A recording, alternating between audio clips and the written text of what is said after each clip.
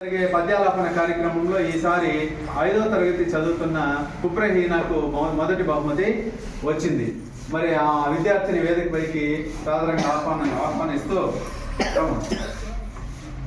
మరి ఈసారి ప్రధానోపాధ్యాయుల ద్వారా 500 రూపాయల బహుమతి ఆమెకు అందజేయవలసిందిగా విజ్ఞప్తి చేస్తుంది.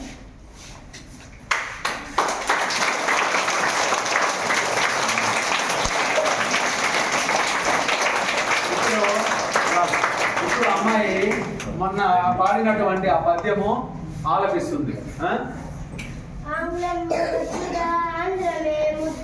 తల్లి భాషను నీవు తలుచుకొనుము, మమ్మీలు డాడీలు డమ్మీలు వద్దురా, అమ్మ నాన్న తెలుగు కమ్మగొండు, అవ్వ తాతల చెంత ఆటలు పాటలు నేర్చి తెలుగు భాష తెలుసుకొనుము, తల్లి భాషను వీడి చల్లడి నిలవేళ మాతృభాషను నీవు మరవకు, రెండేంటి తెలుగురా చదవ ముచ్చటం పదవలేదు, పద్యము చదవంగా హృద్యమై తెలుగురా, పద్యము చదవంగా హృద్యమై తెలుగురా, పతి పాతి మాట పతి మూట.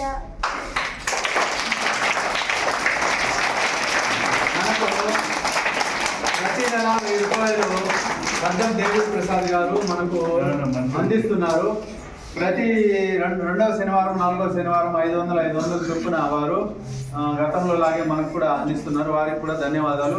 ఈ కార్యక్రమాన్ని నిర్వహిస్తున్నటువంటి పారుపల్లి కోదండరామయ్య గారు అంతర్జాలంలో ఈ పద్యాల పోటీ పెట్టి పిల్లల్ని తెలుగు భాషను మర్చిపోకుండా పద్యాన్ని పదిలంగా ఉంచడం కోసం ఈ ప్రయత్నము. వారికి కూడా ధన్యవాదాలు. Thank you.